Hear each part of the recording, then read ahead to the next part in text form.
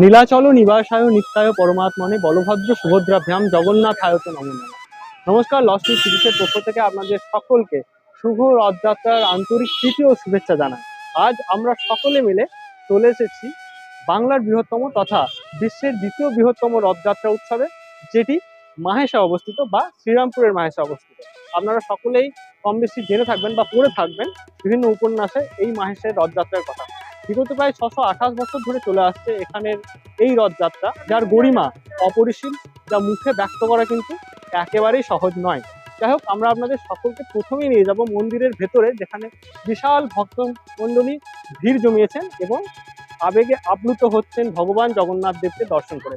চলুন সরাসরি জগন্নাথ দেবের কাছে নিয়ে যাই। আর একটা কথা, ঠিক পিছনেই দেখতে পাচ্ছেন ভগবান জগন্নাথ দেবের যে রথ, যেখানে উনি চড়বেন এবং মাসির বাড়ির উদ্দেশ্যে রওনা দেবেন, সেই রথটি কিন্তু ইতিমধ্যে সুসজ্জিত করা হচ্ছে। তো চলুন বেশি কথা না বাড়িয়ে সরাসরি মন্দিরের ভেতরে চলে আসুন।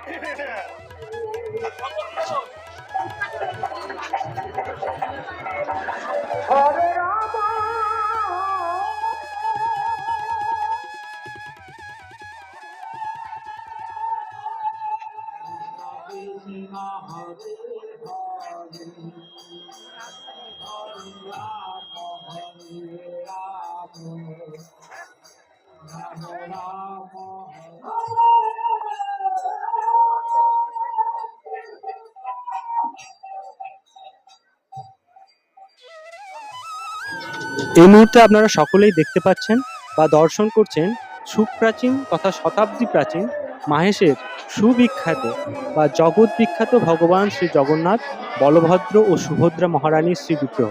আর কিছুক্ষণের মধ্যেই তারা দুজনেই রথের উদ্দেশ্যে রওনা দেবেন। তাই অজস্র ভক্তকুল তার আগেই কিন্তু তাকে একবার দর্শনের জন্য এখানে ভিড় জমিয়েছে। অসাধারণ একটা ভাগবতীয় দর্শন, যা আমার কাছে এক বিশাল উপলব্ধির বিষয়, আশা করি আপনাদেরও।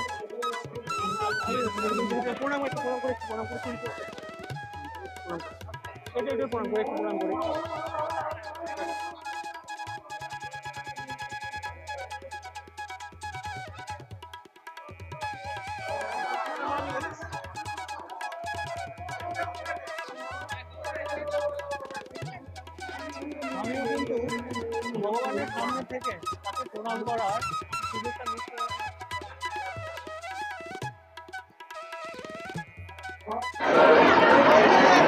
সত্যি শ্রীরামপুর না এলে বা মাহেশ না এলে বুঝতেই পারতাম না যে এখানে ভগবান শ্রী জগন্নাথের যে রথযাত্রা, তার মাধুর্য এবং এতদিন থেকে শুনে আসা বইয়ে পড়া যে কথাগুলো শুনেছি বা এতদিন থেকে যে সকল জিনিসগুলো মাত্র বইয়ে পড়েছিলাম বা ক্যামেরা বা ছবির মাধ্যমে দেখেছিলাম, সেটা সত্যি যে মনের একটা আবেগে পরিণত হয়েছে, সেটাই বলবো। আর একবার সত্যিই বলবো যে নীলাচল নিবাসায় নিত্যায় পরমাত্মনে বলভদ্র সুভদ্রা ব্যাম জগন্নাথ জয় জগন্নাথ।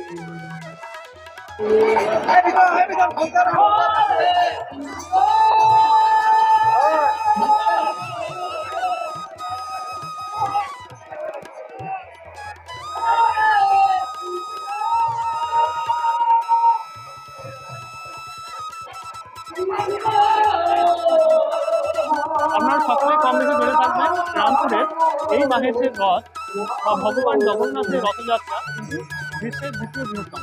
প্রথমেই যেটা হয় সেটা পুরী, আমরা সকলে জানি, দ্বিতীয়টা কিন্তু এটা। তবে এই রথ সম্পর্কে বা এইখানে যে শ্রী বিগ্রহ রয়েছে তার সম্পর্কে একটা বিশেষ ইতিহাস রয়েছে, যেটা আমাদের একটু হলেও জেনে খুব প্রয়োজন। তো বলি, আনুমানিক 628 বছর আগে বা কমিউনিট বলতে পারেন যে 628 বছর আগে উমানন্দ ব্রহ্মচারী নামক একজন বৈষ্ণব সাধক এখানে ছিলেন এবং তিনি পরবর্তী ক্ষেত্রে ভগবান শ্রী জগন্নাথ দেবের স্বপ্নাবিষ্ট হয়েছিল এবং তারই আদেশে শ্রীরামপুর গঙ্গার ধারে সেখান থেকে বলা যায় নীলাচল ধাম থেকে একটা নিম কাঠ ভেসে এসেছিল এবং সেই নিম কাঠ দিয়ে কিন্তু এখানকার যে ভগবান শ্রী জগন্নাথের বিগ্রহ রয়েছে বা শ্রী বিগ্রহ রয়েছে সেটা কিন্তু তৈরি হয়েছে। এবং সেই বিগ্রহই কিন্তু প্রতিদিন এখানে নিত্য সেবা হয়ে থাকে এবং বিগত প্রায় 628 বছর ধরে এখানে কিন্তু রথযাত্রা হয়ে আসছে মহা সমারোহে। তবে এর পিছনে আরো কিছু ছোট ছোট ইতিহাস রয়েছে। এখানে যে রথ রয়েছে সেটা কিন্তু প্রথম রথ নয় বা যেটা প্রথমে তৈরি হয়েছিল সেই রথটা নয়, প্রথমে এখানে একটা কাঠের রথ ছিল, যেটা নষ্ট হয়ে যায়। পরবর্তী ক্ষেত্রে আরো একটা তৈরি করা হয়েছিল, সেটাও কিন্তু পুড়ে যায় কোনো রকম ভাবে। তবে এখন যে বর্তমানে রথটাতে আমরা ভগবান শ্রী জগন্নাথকে মাসির বাড়ি অব্দি যেতে দেখি, সেই রথটা কিন্তু লোহা দিয়ে তৈরি এবং বিশাল উচ্চতা সম্পন্ন। আমি এক্সাক্ট বলতে পারবো না।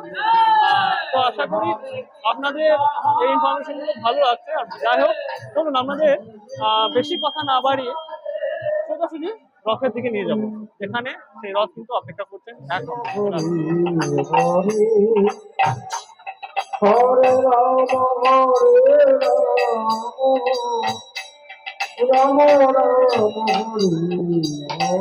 এই মুহূর্তে আপনারা সকলেই দেখতে পাচ্ছেন বা লক্ষ্য করছেন ভগবান শ্রী জগন্নাথ দেবের রথ কিন্তু একেবারেই সুসজ্জিত হয়ে গেছে এবং অপেক্ষারত অবস্থায় রয়েছে যে কখন ভগবান তার উপর চাপবেন বা চড়বেন এবং তিনি যাবেন তার মাসির বাড়ি এবং সেখানে 7 দিন বিরাজ করবেন।